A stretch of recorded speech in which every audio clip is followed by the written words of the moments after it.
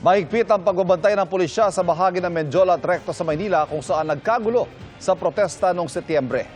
Pero para sa mga ralista, overkill ang paghihigpit dahil wala naman daw silang balak manggulo. Mula sa Maynila, nakatutok live si Rafi Tiba.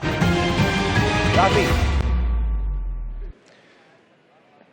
Ivan, hindi nga nakalapit sa Mendiola itong mga ralista matapos itong harangan ng mga anti-riot police ng barbed wire, ng concrete barriers at mga shipping containers. At kahit nawala na yung mga ralista, ay nakabantay pa rin dito yung mga pulis sakali may bumalik pa rito. Wala nang nagawa ang mga ralista kundi tumigil sa kanto ng CM Recto at San Sebastian Street. 5 talambakang barbed wire na kasi ang nakaharang bukod pa sa mga concrete barrier at mga anti-riot police. Nakahanda pa ang mga pulis sakaling may mambato dahil isang net ang nakalapag sa kalsada na kanilang itataas kapag may mambato sa haning ng mga nagpoprotesta.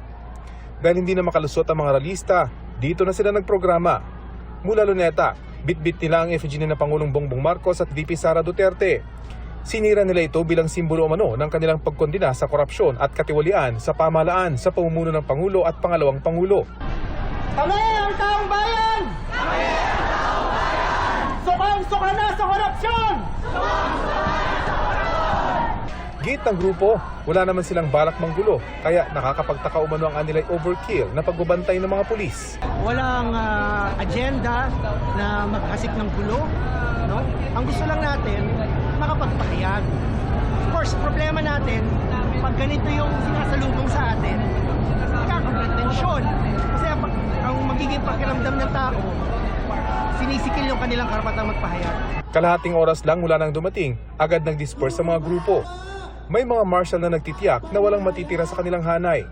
Dito kasi nagsimulang kaguluhan noong September 21 matapos may mga naiwang ralista at nakipaggirian sa mga pulis.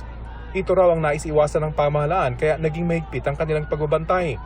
Ayon kay DILG Secretary John Vic Rimulya na personal na nagmasid sa protesta, mabuti ng handa lalo pat may mga impormasyon silang may manggugulo sa kilos protesta. Meron bang info na may manggugulo? Meron. Lagi naman may raw info na ganyan eh. Pero hindi mo alam hanggang nandiyan dyan na kung may mangyayari talaga. Buti na ang over-prepared ka sa under-prepared. Ang seguridad ng bansa kasi binabantayan natin dito eh. Hindi naman isang tao, hindi naman isang building, pero buong bansa to. Basta payagan natin na anarchy ang manaig dito. Mahigit isang oras matapos umalis ng mga militanteng grupo, dumating naman ang isa pang grupo na nananawagan na bumaba sa pwesto si Pangulong Bongbong Marcos. May mga bitbit na placard na may katagang maisog ang grupo na naharang din sa kanto ng San Sebastian Street at CM Recto. Umalis na pero bumalik si DILG Secretary Rimulya para tingnan ang mga nagkikilos protesta. May mga human rights observer din mula sa isang international NGO at mula sa CHR na nagmasid sa protesta. Sa kabuuan, 3 batch ng mga protesters yung nagtungo dito sa CM Recto at nagpilit na makarating dito sa may makasaysayang Mendiola, isang lugar na sumisimbolo sa kasaysayan ng protesta sa bansa. Yan ang latest mula dito sa CM Recto malapit sa Mendiola. Ivan? Maraming salamat, Rafi Tiba.